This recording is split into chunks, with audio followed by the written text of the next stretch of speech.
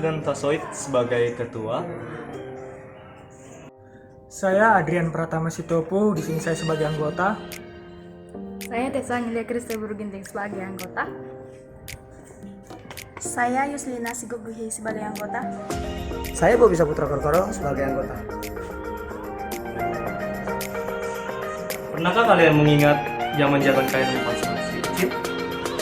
Kalian pasti mengingat ya kan? Manusia itu menyimpan ingatannya dalam bentuk otak, diperoleh dalam bentuk data informasi dalam otaknya. Sama seperti komputer, mereka juga memiliki memori untuk menyimpan data dan informasi mereka. Bedanya dengan manusia, komputer itu dapat menyimpan informasi dalam bentuk sementara dan secara permanen. Di sini kami kelompok 1 akan menjelaskan apa itu memori internal. Terima kasih.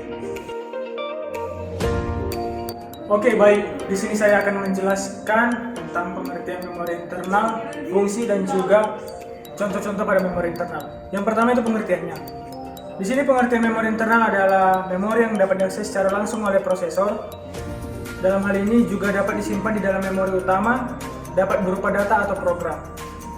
Yang kedua itu fungsi pada memori internal. Apa itu fungsi pada memori internal? Fungsi memori internal ini diantaranya menyimpan sebuah operating system dalam sebuah perangkat sebagai pinjaman penyimpanan saat ada sebuah aplikasi atau software yang dijalankan. Yang ketiga itu contoh-contoh pada memori internal.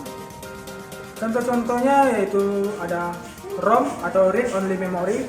Yang kedua CMOS atau Complementary Metal Oxide Semiconductor. Yang ketiga RAM atau Random Access Memory. Yang keempat RAM, Dynamic RAM. Yang kelima SD-RAM atau Synchronous Dynamic RAM. Yang keenam DIMM atau Dual Inline Memory Module. Dan yang terakhir itu Cache Memory. Itu sajalah penjelasan dari saya. Terima kasih. Baiklah, di sini saya akan menjelaskan macam-macam komponen dari memori internal. Yang pertama ialah ROM atau Read Only Memory atau firmware. Adalah jenis memori yang isinya tidak hilang ketika tidak mendapat aliran listrik dan pada awalnya isinya hanya bisa dibaca. ROM pada komputer disediakan oleh vendor komputer dan berisi program atau data di dalam isi. ROM biasanya disebut BIOS atau Basic Input atau Output System atau juga ROM BIOS. Dan yang kedua adalah RAM, Random Access Memory. Adalah jenis memori yang isinya dapat diganti-ganti selama komputer dihidupkan dan bersifat volatile. Selain itu, RAM mempunyai sifat yakni dapat menyimpan dan mengambil data dengan sangat cepat. Hai, di sini saya akan membahas tentang DRAM. Apakah ada yang bisa menjelaskan apa arti DRAM? Jika tidak ada yang bisa, biar saja saya yang bisa. DRAM sering disebut dengan Dynamic RAM. Dynamic RAM itu adalah Dynamic Random Access Memory. Dynamic Random Access Memory adalah salah satu RAM yang ada pada CPU. Itu adalah berskala yang harus disediakan supaya data yang ada di dalamnya tidak hilang. Apa kalian tahu apa itu yang saya maksud dengan di dalamnya? Ya, di dalam itu adalah CPU-nya. Bagi kalian yang sering bermain-main ke warnet, mungkin kalian akan mengetahui apa itu DRAM dan pada di tempat mana itu DRAM itu diletakkan. Atau mungkin kalian tidak mengetahuinya karena kalian hanya berfokus pada main game, nonton filmnya. Kalian tahu film orang miskin ya. DRAM itu juga berada pada CPU-nya dan itu berada tepat di dalam CPU.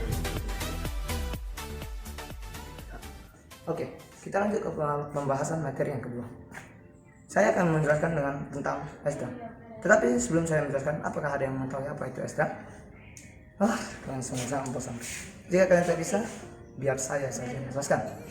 SDRAM adalah Synchronous Dynamic Access Random Memory, di mana itu terdapat pada DRAM. Tetapi bisa disebut dengan itu adalah kelanjutannya. SDRAM memiliki kecepatan lebih tinggi daripada DRAM. Ya, dari namanya saja kita sudah mengetahuinya. SDRAM bisa kita pakai pada bus yang memiliki berskala 100 MHz atau MHz. Thank you. Baiklah, saya akan menjelaskan tentang DIMM dan cache memory. Pertama, saya akan menjelaskan tentang DIMM. DIMM Dual Inline Memory Modul berkapasitas 168 pin. Kedua belah modul memori ini aktif. Setiap permukaan adalah terdiri dari 84 pin. Ini berbeda daripada SIMM yang hanya berfungsi untuk menyimpan sebelah modul saja. Mensupport 64 pin penghantaran data.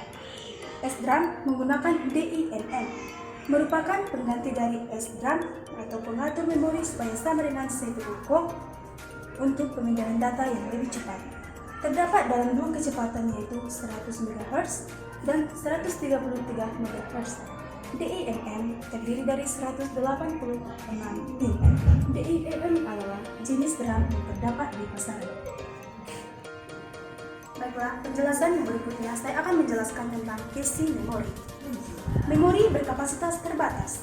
Memori ini berkecepatan tinggi dan lebih mahal dibandingkan memori utama. Berada di antara memori utama dan register pemroses. Berfungsi agar pemroses tidak langsung mengacu kepada memori utama, tetapi di cache memori yang kecepatan aksesnya yang lebih tinggi. Metode menggunakan cache memori ini akan meningkatkan kinerja sistem. Cache memori adalah tipe RAM tercepat yang ada dan digunakan oleh CPU, hard drive, dan beberapa komponen lainnya. Terima kasih.